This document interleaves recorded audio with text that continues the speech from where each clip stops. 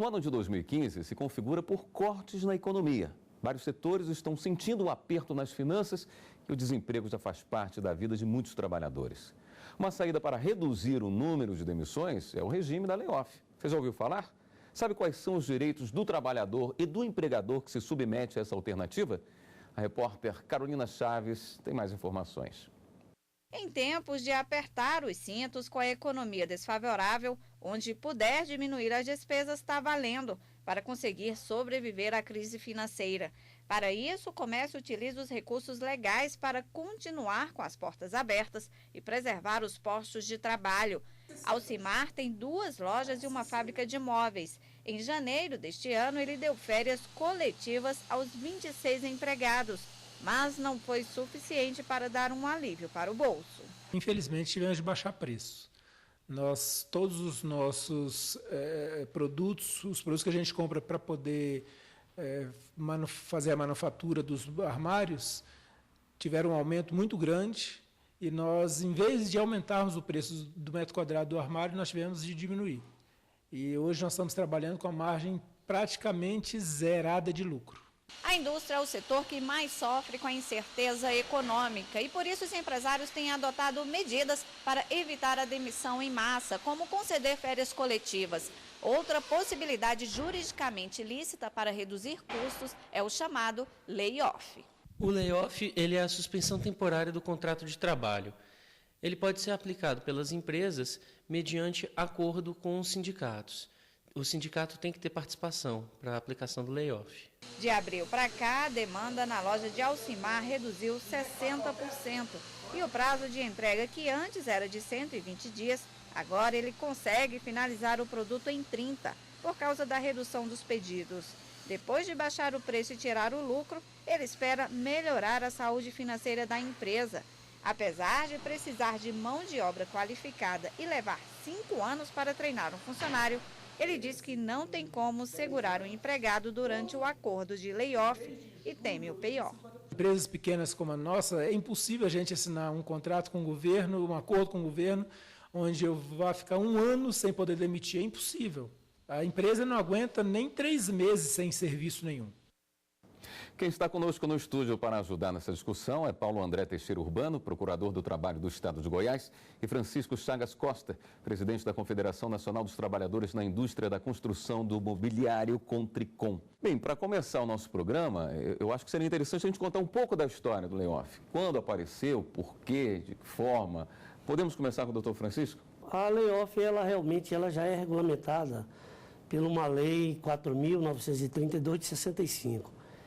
E isso aí, ela teve essa regulamentação e foi, em decorrer de anos, um paliativo, um remédio paliativo para a necessidade da economia da empresa. Uhum. Se a empresa está em crise, essa lei ela veio para, digamos assim, neutralizar um pouco a crise econômica da empresa. Lógico que ela veio sendo exercitada mais num período de 2001 e 2003, no governo ainda do Fernando Henrique, e agora ela foi reinventada através de uma medida provisória 680 do governo atual. E isso aí, para o segmento em que nós representamos na construção, ele não é benéfico. Ele não é benéfico porque, através da própria medida provisória 680, vem um ajuste fiscal onde vai onerar as folhas previdenciárias das empresas e a empresa não vai ter. Acho importante introduzir e conceituar o layoff, que seria uma espécie de contrato de suspensão temporária do contrato de trabalho, onde um período máximo até 5 meses em casos de crises econômicas, para que as empresas possam adequar a sua produção a retração da demanda proveniente da crise econômica pela qual nós estamos passando. Então, os empregados, durante até 5 meses, são remanejados para a requalificação profissional e são pagos através de recursos provenientes do FAT, o Fundo de Amparo ao Trabalhador. até o teto do que é pago para o seguro-desemprego. E o restante é pago pelo empregador. Ou seja, se o empregado ele é remanejado para a requalificação profissional e ele ganha um salário superior ao teto, que hoje é R$ 1.385,91, ele é pago o restante pela empresa. Agora, essas regras também são flexibilizadas, né? Pode haver uma discussão entre trabalhador ou sindicato e empregado e mudar um pouquinho essas regras que o senhor colocou agora, nesse momento, né? Sim, isso é importantíssimo, porque precisa haver a intervenção do sindicato. É importantíssima a participação do sindicato para que haja uma maior igualdade no estabelecimento dos termos do layoff. Então, no caso, por exemplo, a lei ela estabelece um padrão mínimo e que o sindicato, juntamente com os empregadores, podem oferecer maiores vantagens para os empregados. Exemplificando, depois do término do período do layoff, após 3 meses, se o trabalhador for dispensado, ele tem direito a uma multa mínima de 100% da última remuneração dele. E, no caso, o sindicato, juntamente com os empregadores, podem estabelecer uma multa maior ou então uma estabilidade, que seria muito conveniente, já que os trabalhadores têm muito medo, se sentem muito inseguros quando se fala em layoff, porque há casos em que eles, após o período de 5 meses, são demitidos. Para o sindicato, falar em flexibilização dos direitos do trabalhador é um assunto extremamente delicado, para dizer o mínimo, né? Eu imagino que, num primeiro momento, os sindicatos tiveram um posicionamento muito contrário a essa possibilidade. Como é que os sindicatos estão vendo hoje o layoff? Quando o sindicato ele é o titular da representatividade daquela categoria e ele senta com o setor patronal para negociar acordos ou convenções, eles têm um parâmetro de discutir toda uma tabela subsistente naquele processo produtivo. Seja a economia da empresa, seja a durabilidade, seja os fatores sociais inerentes naquela convenção ou aquele acordo. É lógico que quando há intervenção do poder público em cima dessa negociação, é o que mais às vezes a gente vê, hoje até pelo Ministério Público do Trabalho, é justamente aí que o trabalhador começa a perder. E é justamente através de uma medida provisória do governo, fazendo para ajustar a economia de algumas empresas, fez essa MP 680, quebrando o pactuamento do princípio da lei e onerando mais um pouco a questão da devolução do FAT para sobrecarregar aquele recurso que é do trabalhador, que é do FGTS, aonde compensando para os patrões um recurso que é de direito do trabalhador. Isso aí eu não vejo legalidade nesse ato. Até porque, quando se mexeu agora na medida provisória 665, que se mexeu na questão do Fundo de Amparo ao Trabalhador, mexeu-se como? Aumentou-se o tempo para adquirir-se o abono do seguro, certo? E esse abono, ele ocasionou o quê? Dentro do nosso setor, ocasionou um prejuízo muito grande, porque a rotatividade da construção ela é imensa. O trabalhador da construção civil, é raro a ele uma obra que tenha durabilidade de mais de ano. Então, a rotatividade, ele nunca atinge, num completo, dentro de uma empresa, o prazo estipulado pela medida provisória de 12 meses para ter concessão do seguro-desemprego. E aí é um prejuízo, quer dizer que ele vai ter que sair, desconectar da empresa, arranjar outro trabalho para voltar a adquirir aquele período e aí ter a garantia de receber o seguro. Em relação à empresa, como se faz para que apenas empresas que estejam realmente necessitadas possam utilizar esses subterfúgios? Como foi tocado no assunto, o Programa de Proteção ao Emprego, que foi estabelecido pela medida provisória 680 agora de 2015, ela é um programa diferente do layoff. Nesse programa, ele estabelece que um comitê, certo, do Programa de Proteção ao Emprego, que é composto por representantes do Ministério do Trabalho e Emprego, Ministério do Comércio, de Indústria, Comércio Exterior, Desenvolvimento, Indústria e Comércio Exterior e do Ministério da Fazenda, eles estabelecerão um rol de setores que estão passando por dificuldades, como principalmente o setor automobilístico. E essas empresas que se enquadram nesse rol poderão aderir ao programa, e bem como ao layoff. Certo, mas como a empresa se credencia a poder utilizar o layoff?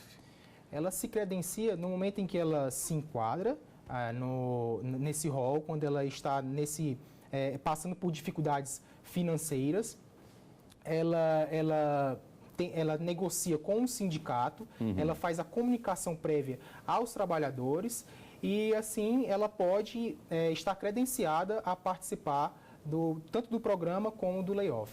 Esse programa, o PPE e o layoff, nas regras que já foram colocadas aqui, qual é o menos danoso para o trabalhador, na sua visão? Esse programa ele é menos danoso quando menos ele for usado.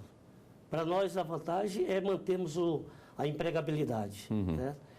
E quando se trata, por exemplo, na alteração em qualquer sistema dentro dos acordos e convenções coletivas de trabalho, isso já é praticamente prejudicial ao trabalhador, principalmente quando você obtém a extrair valores consignados já adquiridos. A receptividade na promulgação da Constituição, em seu artigo 8º, inciso 3º e 6º, ele já recepciona a lei da layoff, e que veio agora, através de uma medida provisória, alterar um pouco, porque o sindicato já é responsável por negociar diretamente os acordos e convenções, e que está dentro da medida provisória 680. As empresas não têm mais como sustentar tributação em cima disso e consignar, abrir locais de mercado de trabalho para construir mais vagas laboral dentro do seu segmento. Perfeito. Nós vamos fazer um rápido intervalo. Voltamos em seguida com o programa Fórum. O Fórum está de volta e hoje discutimos sobre layoff e direito trabalhista. Eu gostaria que o Dr. Paulo André colocasse para a gente quais são as regras que têm que ser observadas por parte do trabalhador quando ele entra no sistema do layoff. O trabalhador, sobretudo, ele tem que se inscrever no programa de requalificação profissional.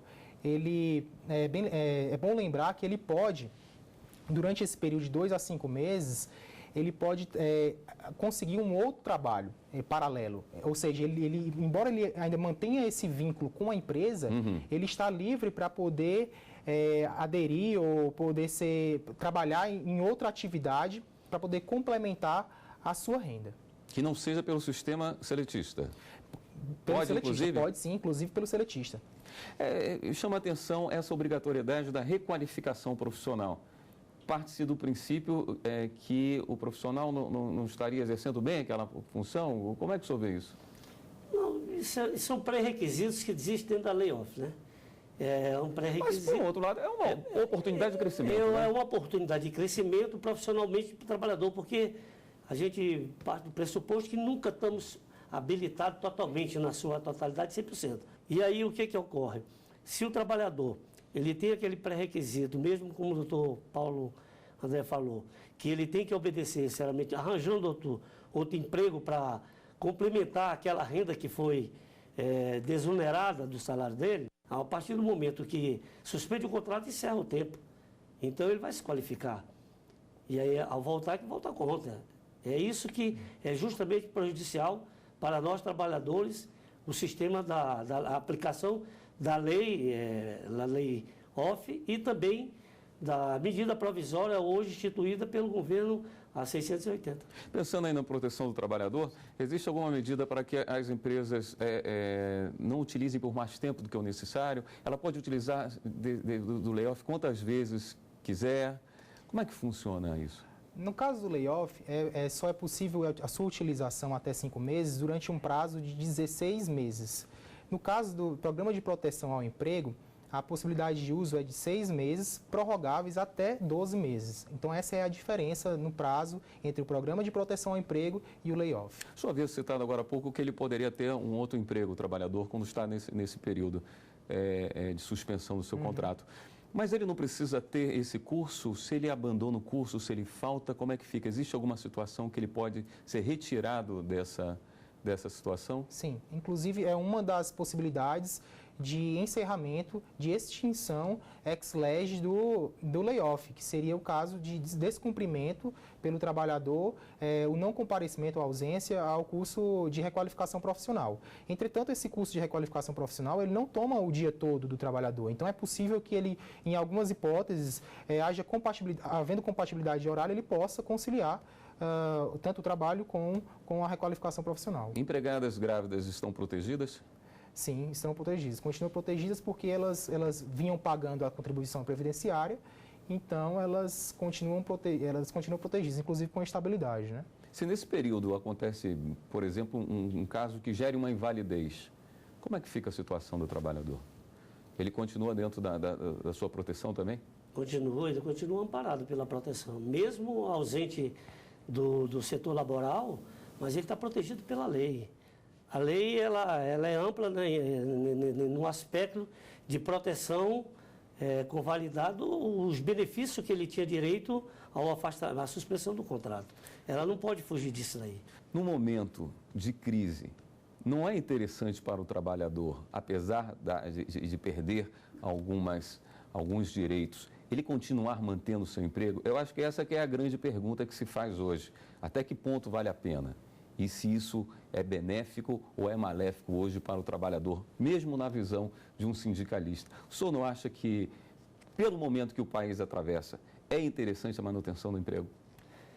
Sem sombra de dúvida que a coisa mais importante é justamente o seu marco fundamental, a dignidade do homem está na empregabilidade, no emprego dele. Lógico que a gente prevê sempre que de resultados positivos e melhores condições sociais dentro da nossa família, dentro do regramento laboral. Então, para isso é que nós concordamos com o aspecto dessa redução, mas ficar calado e omisso e dizer que isso não é prejudicial, não é 100% a regra geral, mas que vem sendo prejudicial, vem.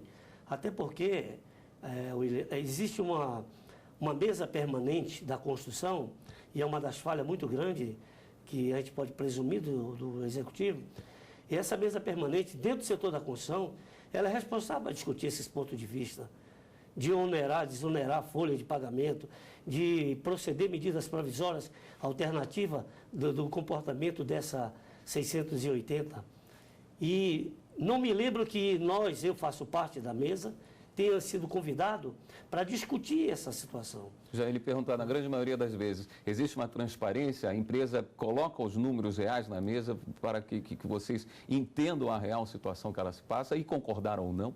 Não existe isso. É justamente algumas empresas, em situações boas, em situações vantajosas que aconteceram, em épocas bondosas, que houve aí, por exemplo, a desoneração da folha, que saiu de 20 para 2, ganharam dinheiro e hoje, para reajuste de cota de tributação na Previdência, que aumentou de 2 para 4,5 dentro do setor da construção, estão dando um pulo maior do mundo aí, dizendo que vão demitir. A primeira coisa, a ameaça geral, é demitir os trabalhadores que não têm sustentabilidade para suportar mais peso de tributação. Considero dizer sempre quando comento que a evolução de uma nação ela está em 2 pontos basilares.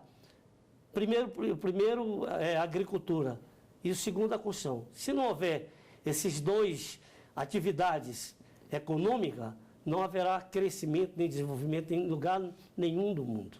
Doutor Paulo André, hoje com a utilização em maior escala, layoff, é provável que algumas pessoas já comecem a questionar a legislação. Alguma coisa nela lhe desagrada? Bom, eu acho a questão que a gente pode pontuar que desagrada é o uso de recursos públicos para financiar determinados setores. Porque a gente precisa entender que o FAT, que é o fundo que vai financiar o pagamento desses empregados, eles são financiados por todos os trabalhadores de todos os setores. Entretanto, somente alguns setores, como eu já pontuei, principalmente o automobilístico, é que usa esse tipo de recurso. Ou seja, é a velha máxima de que os lucros eles são privatizados, mas no momento dos prejuízos eles são socializados.